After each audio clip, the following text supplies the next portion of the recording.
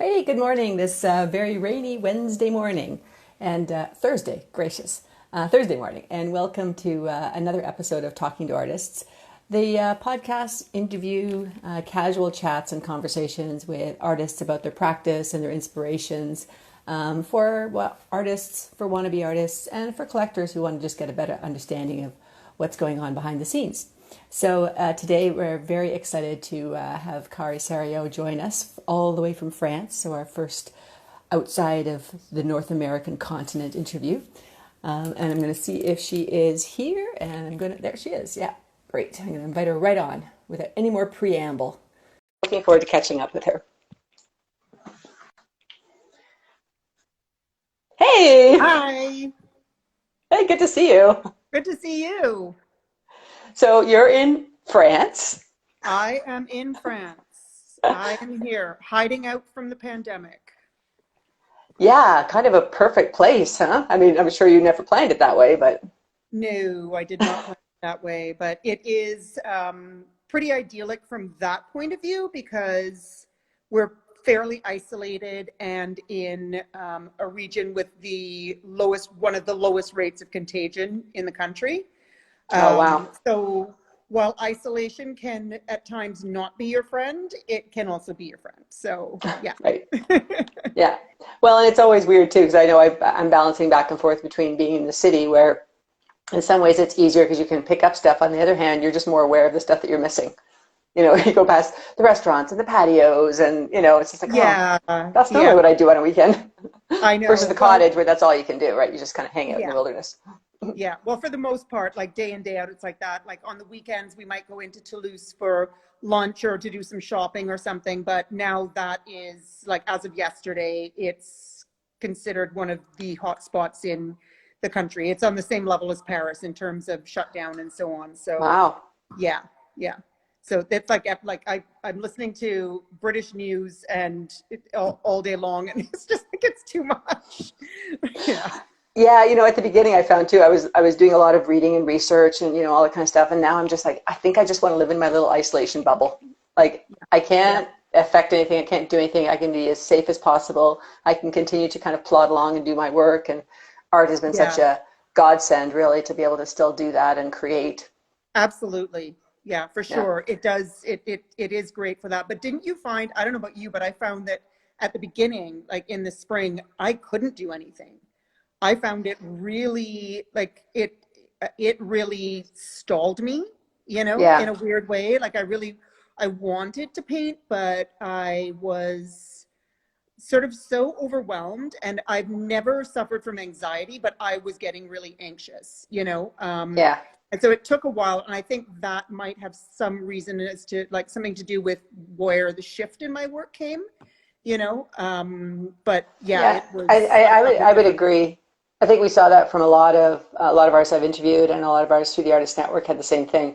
I was in a bit Hmm. of a different situation because in my role at the Artist Network, we were preparing for Riverdale Art Walk. And at that point, it was That's right. like, oh my God, that's just totally not going to happen. Like, I couldn't imagine at that time that an outdoor show in June wasn't going to happen. So, therefore, there was a huge, huge pivot to figuring out how to do it online, getting all the artists trained online, the education sessions Hmm. online. So, for me, I was actually just quite exhausted. And I think at that time, I felt stressed that I wasn't in the studio. But I think in hindsight, that actually probably was a good thing because that was my sort of time of mourning, but I was so busy and Right. But you were I so didn't busy really that, yeah, wallow in it. You you know were what I mean? distracted from it. Yeah, yeah, yeah. But anyway, so what are you excited about now? Because I mean, like you're just starting to talk about it. I didn't mean to interrupt you, but like, yeah, certainly your new work, I mean, is different from anything I've ever seen before. You've always had kind of the really Yeah. cool juxtaposition of the great outfits and the animals. Yeah. Well, it sort of, this is the stuff that I've been recently working on. And again, I think it was just sort of, it was kind of born out of the quietness of the world back in March. Hmm. And because that was one of the last ones that's the last sort of guilt one that I did but even so, the palette sort of changed. That I did in Yeah. January to bring back to Toronto for the artist project. I had 8 of those. That's the last one.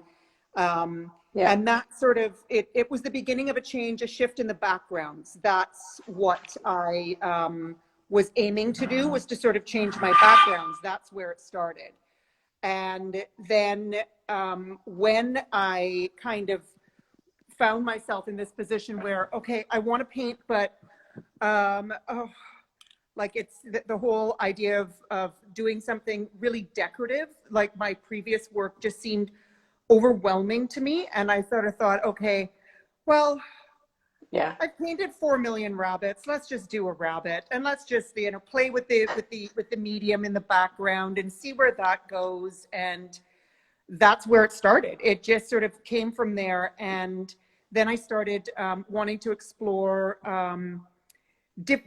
sort of different ways of using the medium, really using the Well, medium. Like, I don't I write, wonder, yeah, I wonder too if some of that move towards something more natural is also kind of a subconscious need to really connect back with the earth and things that are natural and things that are predictable in this kind of environment where so much is not yeah, predictable. and they're calm. There's a calmness to Yeah. them, you know, whereas the previous work was, like I said, very decorative and highly patterned, and I just couldn't really wrap my head around that, you know. Like I felt the need to quiet myself, and Right. that, I think it was a little bit of life imitating art, imitating life, maybe a bit of that, you know. Yeah. um and you know, I'm not intending that, like, for example, that one there, that little girl there with, you know, so the Yeah. I She's have lovely. done, thank you, I have done quite a few like that. She's the last one that I have, but I do intend on doing more where the period of dress is based on sort of Regency tea dresses, where they were very, very just these sheer sort of flimsy kind of feminine, but Like without being, ethereal a little bit. Yeah. yes, yes. And so I want to explore more of that and playing with my patterns in a different way, you know, like just a lot more subtle. So we'll see Hmm. where that goes. And I also do want to get back to working very large. I'm not that I'm limited to working large in the studio where I am. So, for example, this is, you know, I mean, I've got space. God knows I've got Yeah, space. I was gonna say, there's no sympathy for you there. No, I've got a That looks lot of space, gorgeous. but my client base is in North America. Yeah. Shipping large pieces, it's prohibitive. I'm planning on coming back to Toronto in January. I'm moving back.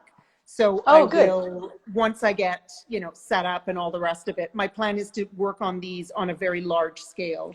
And like a friend, I sort of did a post and sort of, you know, using art rooms, put, increase the I scale saw of one of that on these. Yeah, Instagram. yeah. Yeah, it looked And amazing. to see how that would look. And like one friend commented that these works seem quite a little unsure of themselves, and not the work, but like the expression on the animals. There's sort of a bit of a somber kind of feel to them, um, and I think that may have to do too with my sense of isolation here. You know, I was supposed to be doing Yeah. this with my husband, but we split up. So I'm here alone with my friends who own the property, but it's a different feel. Like I'm pretty much alone here. You know, like I may have been staying for a couple of years if I was still doing this with someone, but doing this on Yeah. your own is, it's a lot. You know. Well, and Um, even, I mean, you've got that additional isolation on top of the COVID isolation, because at least yeah. here, I'm isolated at home, but I can still have a distance coffee with my friend. I can still see them in real Yes. life, you know, Yeah. which is you Yeah. realize, you just don't realize how important that is, right? Yeah. It's the sense of But we're it's glad to not have you back to having my, Toronto. thank you. It's not having my community, you know, and that's it. Like I still have my community like this. Like I still am, you know, chatting with people like every other day sort of thing, but it's not the same. It's not the same. Yeah.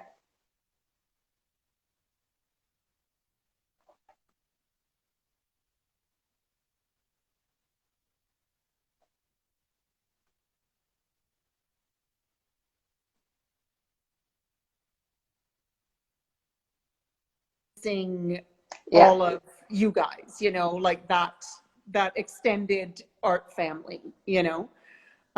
It's Yeah. kind of time to get back to that reality and the being in my studio working every day. You know, here I've got a lot of stuff to do, like stuff to do on the property, stuff like redoing rooms, like, you know, the stuff I've been posting, gold leafing things, and, you know, it's a chateau. There's a ton of stuff to do, and it's amazing, and I love doing it. But, you know, I've been used to, over the past few years, painting in my studio every day. And that's how the work Yeah. changes, and that's how you grow. And I'm ready to get back to that and see where this stuff, where it can go without any restrictions and without any limits on my time. Yeah. So we'll see. I think as an artist, you get sort of used to managing your own time, and it's hard when you have these other external parameters that are put on place. On the other Yeah, hand, I was talking to Angela the other day about the fact that, you know, having had a work life as well and trying to balance the life of work and the art, I found I do miss some of those kind of consistent deadlines within your schedule that kind of, I don't know, bookend your week or something. right. So, you know, like, Yeah, so I find for me doing this every Thursday is kind of nice because it's one thing I know for sure is happening. I can plan my time around it. And for me, that's actually just been really helpful. Not to have a lot right. planned, but at least one thing. Yeah. No, I do agree. But I mean, remember though, like this is a year where we don't have this, but you know, like I know you did a lot of shows, and like the last couple of years I did 10 or 11 shows a year. So Yeah. doing the work, and when you're, you know, when you're consistently, like, I've been like so blessed and so lucky the last couple of years where my work was consistently selling and I had commissions and that sort of thing, that, you know, you're always building inventory for the shows. Yeah. And now there are no shows. So it's Well, kind I'm of, finding I've been taken a bit by surprise, which is stupid because same like you, I do, I don't know, 20 shows a year, something ridiculous, and a lot of traveling. So you're outside of your studio. So you really have to do a lot of planning. And this year, without having those shows, I just didn't find I would go into the studio, but I just wasn't as productive. Like I couldn't get myself going. And right, then now I've got a number of commissions I'm working on. Same thing with you. I'm really blessed. right, There's some galleries that are starting to sell. But now I'm finding there's all these holiday shows that are starting. And now I'm panicking because I'm like, oh my gosh, I don't know if I have enough work for that now, which just seems ridiculous right. because I've had so much time.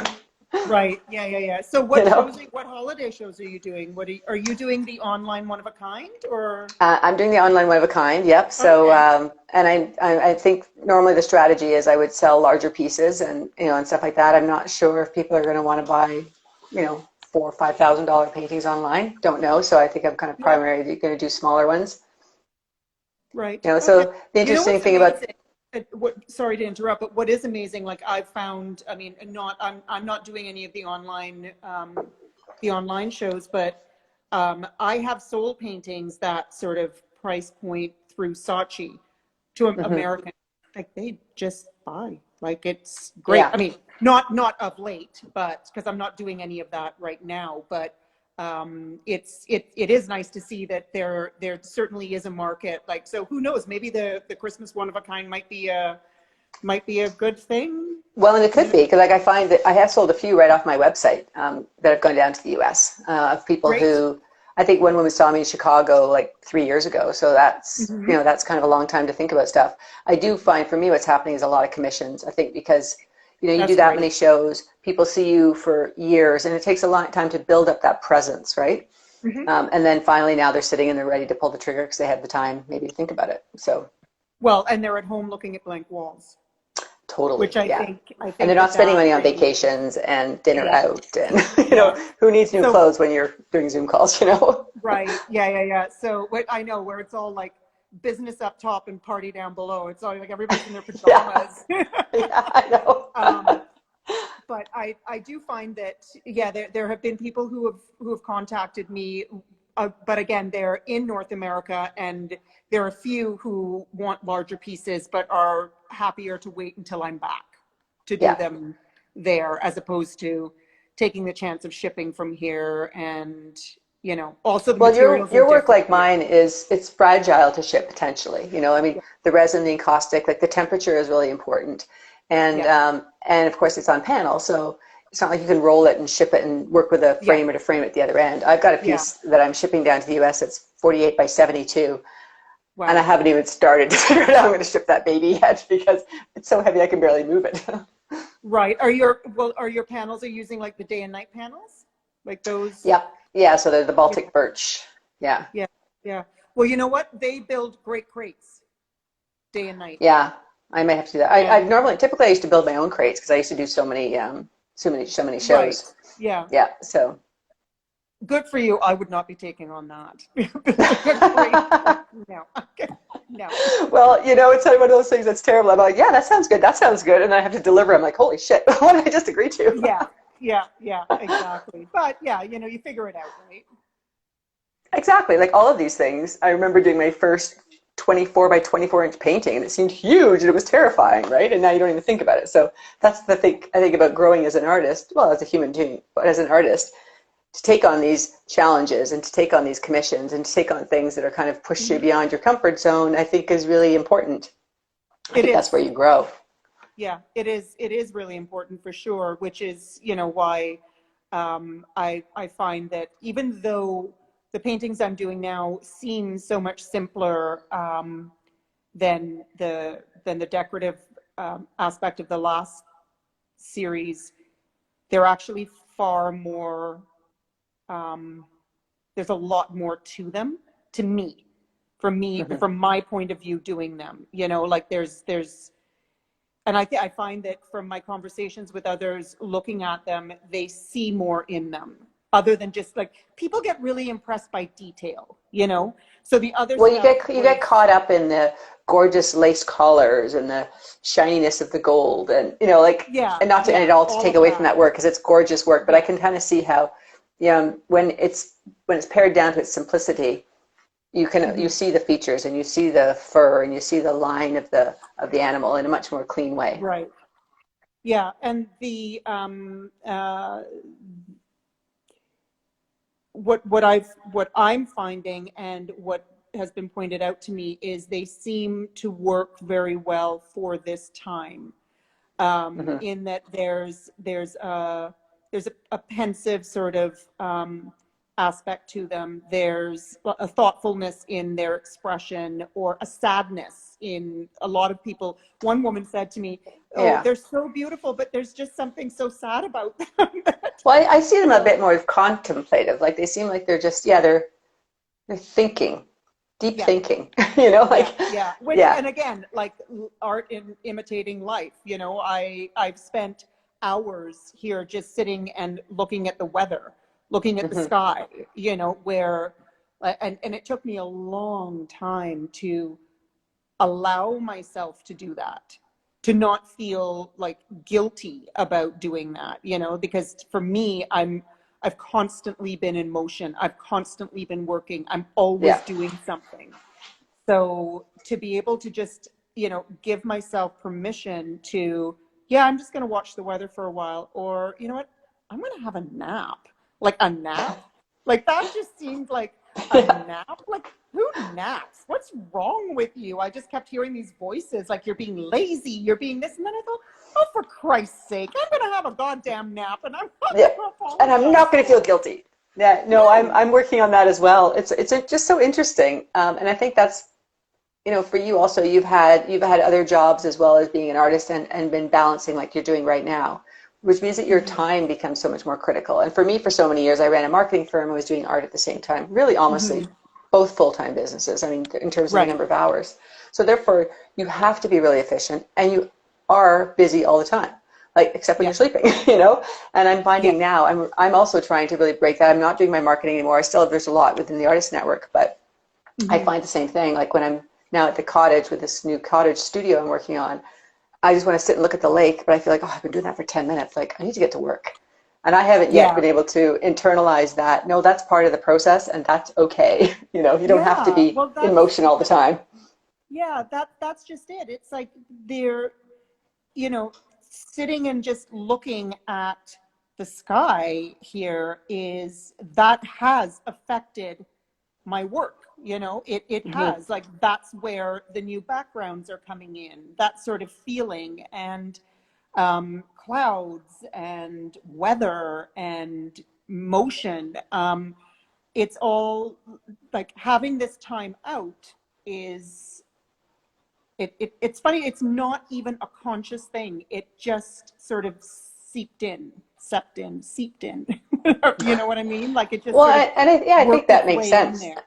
I think it's the same, yeah, like with the color palettes as well. Like I know that I've had a number of people have reached out to my work because they're kind of like, we want something that's joyful, and we want something that's happy, and we want something that's uplifting.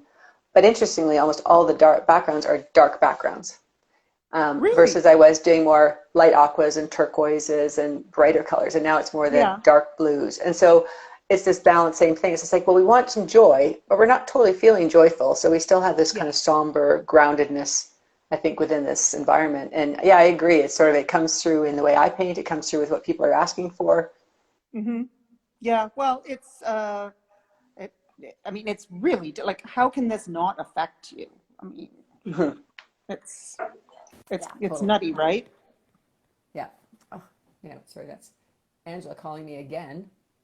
What is it She with did you this and last. Angela? Whenever you're talking to me, She like did this last week to me, Angela. I think 11 to Angela, 12. Don't call me. Angela was interviewing me, and you called her. I did. Yes. Oh, she's Yeah, so paying I me think she's back. trying to get back at you for that. Yeah. Yeah. But I didn't know she was doing that. I have my calls every day. This is like I'm in month 4, I think, of doing these at 11 o'clock. Right. Yeah. Well, 11. I mean, it's 5 p.m. for me, so it's So that's almost pretty good. cocktail hour. Yeah. Although I'm today was paint the ceiling in the kitchen. The ceiling, we're redoing the kitchen in the chateau. So this was painting ceiling day, and after I get off this, it's going back and continuing to paint ceiling for a while. So I'm like, kind of like that. Oh, that's hard Yeah, on the neck. That hurts my neck even thinking about it. I know, I know. Hey, I wanted to go back and touch on something that I Hmm. wanted to talk about, because I think that you are also an artist that is a risk taker. Like you take risks, you do things that are kind of pushing the boundaries, and I think it's important to kind of, maybe if you can share a bit of your experiences on that, because I do think that especially nowadays when there's opportunities, I think there is also opportunities for success within chaos. But Yep. but you have to be comfortable taking the risk and the repercussions that kind of come from that, right? Yeah, I think that, when an opportunity presents itself, there's risk in absolutely everything. But to me, um, I don't know. I don't. You know what it is? I don't overthink it. I just, like, something comes up, an opportunity comes up, like moving to France, and it was pretty spontaneous. This was my husband's idea, not mine. And we got here, we split up. He went back to Toronto, and I just thought, well, I'm just gonna, like, I've already committed to doing this. I'm going to stay and see what happens. And Mm-hmm. to me, by not taking the chance, that's the failure. Well, Trying it and comes with its own inherent risk. Right? Not taking any risks is also a risk, right? That you don't move yes, forward yeah, and you you have don't no try way new of things. knowing. And Yeah, you yeah, got no way of knowing unless you just, like, jump in and try it. And what's the worst that can happen? Like, yeah. you just. I mean, I guess I've been pretty lucky in that through my life I do have very few regrets. Um, but I don't know. I don't know. To me, it doesn't. So much of what I have done hasn't seemed overly risky. Yeah. But maybe I'm not. I don't get overwhelmed by things really, except pandemics, obviously. But Well, yeah. um, Okay, we'll give you that one. but you try it, and once you've taken that chance, then you just do everything you can to make it work. You work, you do the work, and Yeah. there's nothing comes without some risk or some hardship, or I remember when I did. Well, I wonder too, just to that point you were just making, I wonder if Mhm. that's the whole thing, is that those two are connected.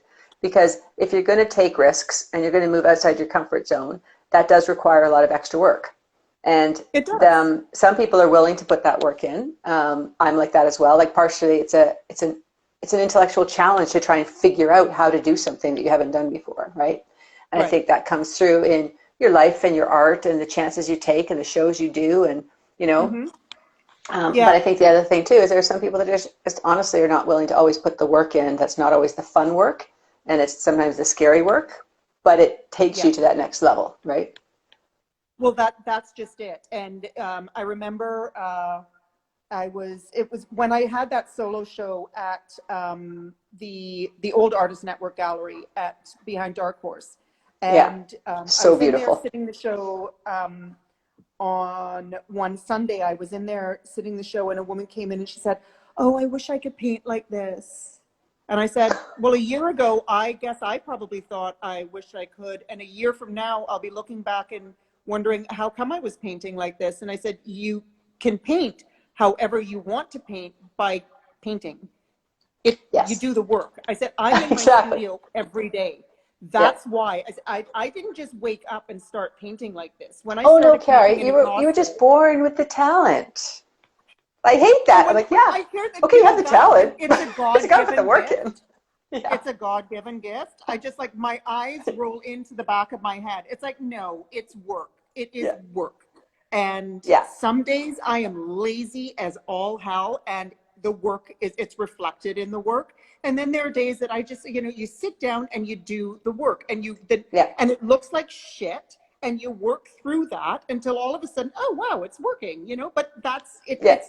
You, Or the sometimes I only find way you you don't really grow is by know. Yeah, doing. sometimes you don't know until the next morning. Then you come in, you're like, yeah, I thought it was shit, but actually it's really working. Yeah. Well, it's not like, again, what I keep saying, it's for me, it's more of an intuitive process. It's not, my work is not overly cerebral. Every now and again I stop and look at it. I'm like, oh my God, this is such a piece of crap. And then I sort of listen to the music. I keep going. I don't stop. I just listen to the music, and I just kind of continue on. And maybe a couple hours later, I'm like, oh, wait a minute. Oh my God, this is kind of working. Thank God I tuned out and didn't start thinking of myself as a piece of crap, because that's a step too. That can be a Yeah, stage. So, but again, it's just nothing happens overnight. Nothing, none of us, not one of us is just like slid out and started painting amazingly. And a year from now, I will not be doing this work. I'll be doing something different. Um, and it'll continue to grow, and it's by doing. You get better by working. It's like yeah, anything. Change is uncomfortable, and in order for you to grow, there is always a period of discomfort, and that's not a bad thing. It's yeah. not a bad thing. I For think me, it's I think not. it's a good thing. No, I think it's a good thing for most artists. And I think we were even talking about stuff that for a customer or a consumer or the outside facing might look like it's the same thing. You've done the same work for the same number of years. Hmm. As an artist, like I find for mine, it's like it feels to me much more sophisticated now than it was a year ago, 2 years ago. Even then, on Right. the outside, people might think, oh, it kind of looks the same because you're consistently trying to work it and move it. Right. And it's one of the reasons I like commissions because often people ask for things that I'm like, whoa, I don't know. I don't know if I can do that. I don't know if I can do that Yes. size or that color palette. And it's a great way to jump in and just push through that discomfort. I think you're right on that is Yeah. important. It's an Yeah. energy there you get. What's that? It's an Sorry. energy I think that comes out in the piece Yeah. that, Yeah. that you've got this kind of, you're pushing through something somehow. I don't know. Yeah. No, yeah, like I said, you know what? If it doesn't challenge you, it doesn't change you. Mm-hmm. So, you know what? Like the odd challenge, the odd piece that somebody asks you to do that is like, oh God, really? Do I want to do this? Like, yeah, you know what? You need to eat, you need to pay for your roof over your head. Yeah, you want to do this. Let's figure it out. And Yeah. then, oh wow, yeah, I can now maybe take this into my work. Well, I've got to So believe that your decorative work that you were doing with all the gold leaf and stuff, I mean, that started off, I'm assuming, in your decorative business and then it kind of yeah, transformed into your encaustic work. So that's yeah, a cool and really amazing scenario where you've got something that works so beautifully with those costumes and stuff that if you hadn't done the decor work, would you have done it at that level? You would have even been comfortable with gold leaf the way you were. right. Well, that's true. It's something that I guess both sides of me, the decorative painting side and also the side that like my multiple sides, all my various personalities. I also worked in the antique business for years. So being exposed to old fabrics, being exposed to history, being exposed to all of that, it definitely, I think, subconsciously just sort of crept into that work, you know, and one thing really did sort of start feeding the other, which is great. You know, I thought they were very separate, but they're not.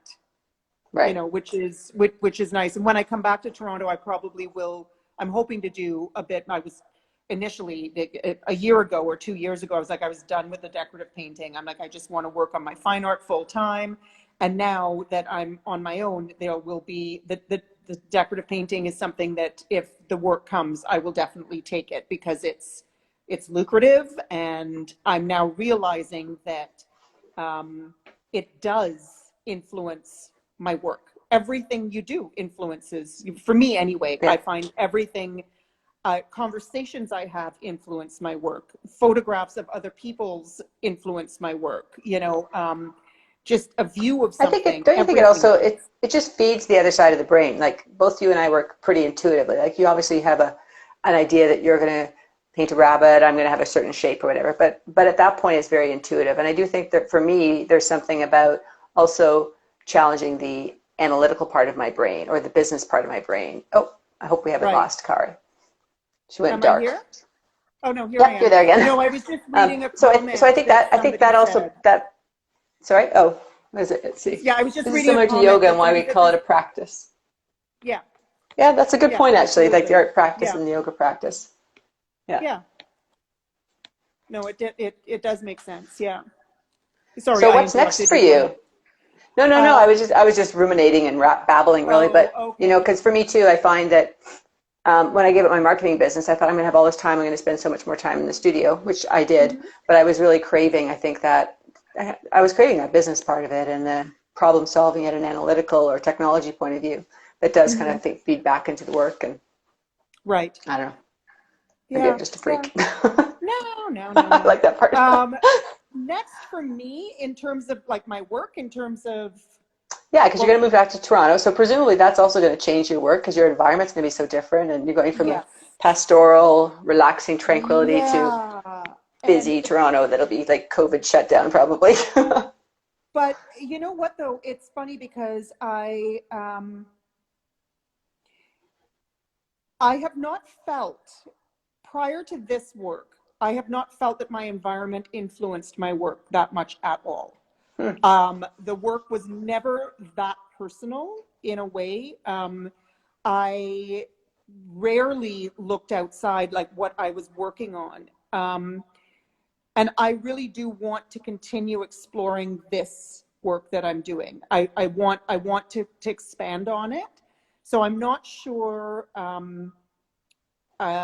It's going to be strange because I know that my environment here has influenced it. So I don't know how that's going to affect it. I'm hoping that I can take that back with me and Mm-hmm. expand on it. I don't know. Like I said, I really want to play with scale again. I want to go large again because I did love doing my last series of work on like a 4 foot by 6 foot scale. And Yeah, I would love to take the simplicity and the quietness of these on that massive scale. I that think would be really cool. that would be something that I really, that to me, that's way more of a challenge than working on the decorative stuff that on a massive scale. That's just sort of like really picking away at all the sections. It's going to be more of a physical thing because I'm really exploring the medium as well at the same time. So Right. I'm going to be, yeah, we'll see how that goes. But you know, ultimately, like initially, my next couple of months here, we've got projects at the chateau that I need to get finished before I leave. I still want to do more of this work. When I get back to Toronto, I've got to find a studio. I've got to find a home. I've got like, I'm like, and I'm looking at this. I refuse to be overwhelmed by it. I am just looking at it. It's going to be an adventure. It's like Yep. starting all One step at over. a time. I'm starting over. I've Yeah. got a storage unit full of stuff. I'm selling furniture. I want like a clean slate, it's a new life. And I will make it work somehow. I'm I will sure you make will. it Well, and at work. least in Toronto, you've got a strong support network too that can help you, Yeah. right? Which is good. Yeah, that's exactly it. Like I've been away. I mean, I had intended to be back and forth. I had intended to have everybody come and visit me, but this Well, is, I for sure intended to come and visit you. I know, like, and I wanted that. I wanted, I've got a 2-bedroom house here, and I wanted friends to come and play in the studio, and we'd Oh, go out for do dinners artist and little artist drinks, and residencies. Yeah, I know. I remember yeah, talking to you about it. It and was so exciting. yeah, but it that didn't happen because of the pandemic. But I where was I going with this? Oh, the fact that I've been here without seeing anybody, without coming or going, or like since March 1st or February 29th. It's a leap year. So it was right after the artist project. And I've been Yeah. on this property since then. And so I'm just really, really looking forward to, and I know that Toronto's a different place than I left. I know it's not what it was, 8 months ago. Nowhere is, Yeah. so, but yeah, and maybe that's a good thing too, because I'm going back to a different way of life for me. So it sort of is kind of fitting that everything's different. I don't know, Yeah. good or bad. So just quick question, just because I know like you were working a lot of some of the most recent ones you did in Toronto with almost like hawks and birds of prey and stuff. So what made you choose rabbits? Like what's the connection with rabbits when you're there or? The rabbit was the first animal I painted in all of these series. It was the first Oh, animal I did. So that was the first one. The first painting I did of this series was of an antlered rabbit in a very rudimentary Elizabethan collar, which now when I look at it looks like a bib, not a collar. It was the shh, first don't say one. that. It was actually it's still one of my favorite ones. There are a lot of hares on this property, a lot of wild hares on the property here. And there's something mystical about them. Their ears, compositionally, they're really interesting to work with. I dropped the antlers because I just, again, it was when I still have the first piece that I did here of the rabbits, and it was this one. And it was just that day where I'm like, okay, I want to paint. I don't know what to paint. Paint what you know. And I know rabbits. So I Right, started with her, and it was sort of, again, an exploration in the background, an exploration in light, and then right. this was the second one, and then they just went from there. And it's funny that these are the two that I have left from the original batch. All the other ones sort of have sold since, but Hmm. I guess it's a comfort with the rabbit. I love their eyes. I find them really soulful. I love their ears. They're just an interesting shape and form for me. But again, I may very well go into, I don't know, anything's possible Yeah. in terms of what I do work on next. Maybe I will, but maybe it'll be falcons. Maybe, I don't know, field mice. Who knows? Well, I guess some of it seems to be dictated by if you continue to do the costumes as well. Like By they just using they you? feel kind of almost like fragile and ethereal, and like you were saying, feminine. And there's certain Yes. animals that I guess you anthropomorphize as being more feminine than masculine. I think. Yeah. And I would, again, like the ones that I do anthropomorphize, I do intend to stick with that period of clothing as opposed to the Elizabethan, the pared down, very simple, the simplicity of the Regency dress. It wasn't as flouncy, it wasn't as big, it wasn't, the decorative aspect was quiet. It was a lot of sheer fabrics with just stitching and that sort of thing. So I want to continue exploring that for the Hmm. ones that I do anthropomorphize. Um, and yeah, I like the feminine aspect of them, the delicate nature of them, the Well, it's quiet. interesting that that delicate nature also kind of comes with without having all of that boning and stuff like that too. I mean, women at that period of time also had a lot more flexibility and movement, and it's just kind of, it's Yes. almost like, it feels like it's the starting too of being able to be physically active, which you couldn't be when you were, with hoop skirts and Oh, and corsets and corsets and farthing yeah, and all of that. nightingales or whatever. Yeah, for Yeah. sure. Yeah, for sure. Like the Empire waistline, like just like relieved women of so much, you know? It was a whole new thing. Like not like all of a sudden like you weren't being forced into having a 14-inch waist, you know, and Yeah. corseted and all the rest of it. Can't So breathe and yeah, you're not allowed, you can't eat because, yeah, yeah. I don't know why the Victorians brought it back, but you know, that's a period well, I I will think it was not puritanical. Wasn't it embrace. puritanical, right? So Yeah, politically, it was like it keeps everything yeah. And together, nothing moves, nothing shifts, and it keeps you being very feminine. yeah. Yeah, Yeah, I don't know. I would have to say that somebody's just saying the Restoration period just after the Elizabethan would be cool. Yeah, I'll take a look at that for sure. Yeah. But definitely, yeah, Victorian, no. And it's funny because people often look at my work, my old work, the Elizabethan stuff. Oh, I love the Victorian costumes. And I'm like, they're not Victorian. You know, Mark Yeah. Gloverzon would always tease me about that because he knew it drove me crazy. So he'd always say, oh yeah, I love your Victorian collars. I'm like, oh, shut up, bitch. They're not Victorian. And you know it. That's right. Okay, there's another question here too. Oh yeah. Okay, that's a cool, same one. Okay, so we're kind of getting to the end because I want to make sure that I have enough time to make sure this gets saved. So that's always important. Um, is there anything else that you kind of feel like you'd like to share? I don't know if I've lost you or if she's reading. Are you there still? Did I lose you?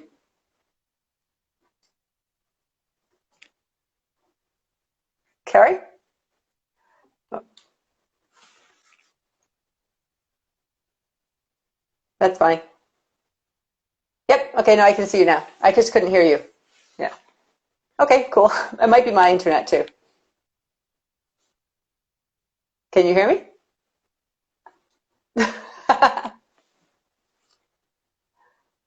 Okay, sorry. Okay.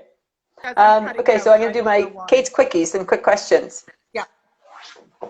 Okay, well, if we get cut off, then that's cool. But if not, then I'm going to do my Kate's quickies. So, Okay. which just seems like a crazy question to ask since you're just coming back to Toronto. But do you have another travel destination you'd like to go to for inspiration? Uh, I'm from the Caribbean. I grew up in Trinidad, and that could actually be.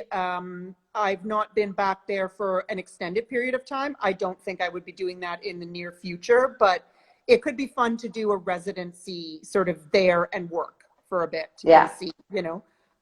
But again, that would not be in the immediate future. No, like not in my Well, immediate no future. one's doing But anything my in the immediate immediate future. future, I'm coming back to Toronto and I was I'll get supposed to be in inspiration there. Morocco. I was supposed to be in Morocco right now. Oh, lovely. Mm, Yeah, so, but 5 years from now, maybe. yeah, Um, any advice that you would give sort of to your younger self or an artist just starting out? work, work, That's do the good. work, Isn't that a do Rihanna the song? work. Yeah, that's it. Do the work. Learn to talk about your work. Don't be afraid to talk about your work. Practice talking about your work. That's important. And my younger self and even this self, try to be a little bit more business minded, you know, like that whole one thing I do tell young artists all the time, like I'm a big proponent of like the artist network. Join the artist network, go to the seminars, because you know all of those that's such a great place to start off in terms of accessing information and Building your um, community. building your community and learning a little bit about the business aspect of things and not allowing yourself to be slotted into, oh, they're so artsy, you know, and that and you know, and people do think that they can take advantage of us because like, you know, people are always trying to scam us, you know. Yeah. It's like, really? Like, do you think we're We're that creative, easy a not stupid. target? Yeah. Yeah.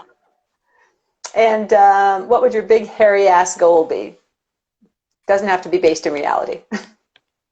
Oh,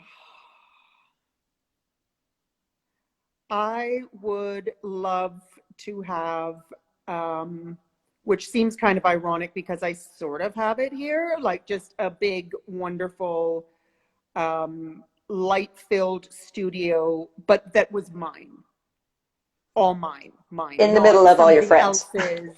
What's that? In the middle of all your friends. Yes, but something that I had built, I had created, that that I was not, like this has been provided for me, but I am, there's a reciprocation here, in terms of, okay, I do work for them, that sort of thing. I would love to just, that. And I mean, one of my big hairy ass goal was to have a solo show, which I did have. Um, I would like to do that again. I'd like to do that almost like every year or two. I don't have any great desire to be in a museum, or I love that people connect with my work. Um, I don't know. Like sometimes my big hairy ass goal is just getting through the day. Like, let's just make it That's through a the little hairy day. ass goal. Yeah. Yeah, I think that's my life. My big hairy ass goals are a series of little hairy ass goals. That's how I get to them, I think. Perfect. Yeah, I know. And I was just saying, I so wish that you could have joined us at Art Alchemy Art Studio, but the Encaustic has, of course, it's all its own set of challenges I with art studios. know. I Because that would have been know. super I fun. We have a know. lot of fun.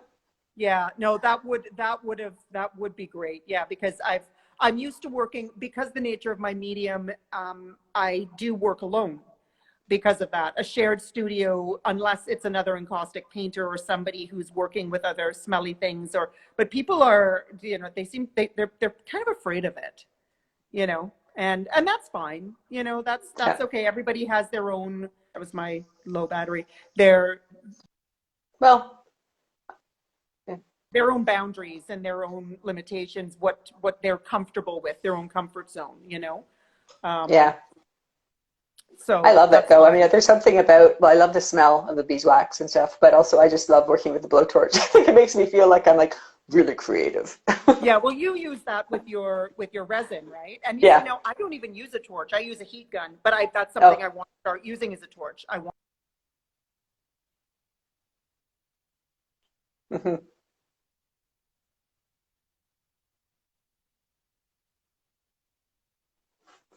And I think we're starting to lose our connection a little bit.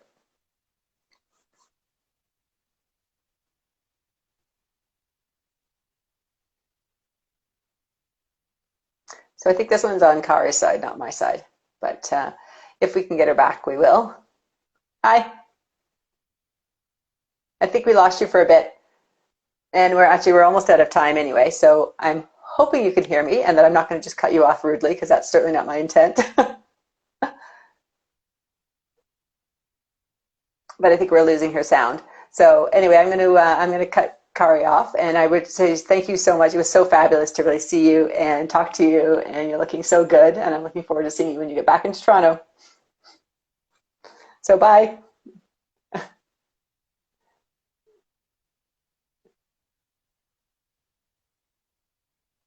Yeah, we can't really hear you, so I think I'm going to have to cut you off, I'm afraid. Bye. Oh, I feel badly about doing that because I'm sure she was in this middle of a sentence doing something that was really, I'm sure, very interesting. But um, we're almost out of time anyway, and I just wanted to thank everybody for joining us again for our interview with Kari, and we look forward to seeing her back in Toronto. But I invite you to join me next week, next Thursday at 11 o'clock live, and this will also be on my IGTV. And if you're interested in going to my youtube.com/Kate Taylor Art, all of the past, probably about 20 episodes are there. And if you subscribe, that'd be great. If you feel like adding a comment, that would be fabulous too, because then it allows me to be more searchable for other artists who are looking for information like this. And I think we've got lots of great questions. And thank you so much to everyone for joining. I'm sorry I didn't get access to all the questions. But hopefully we'll talk to you later. Thanks.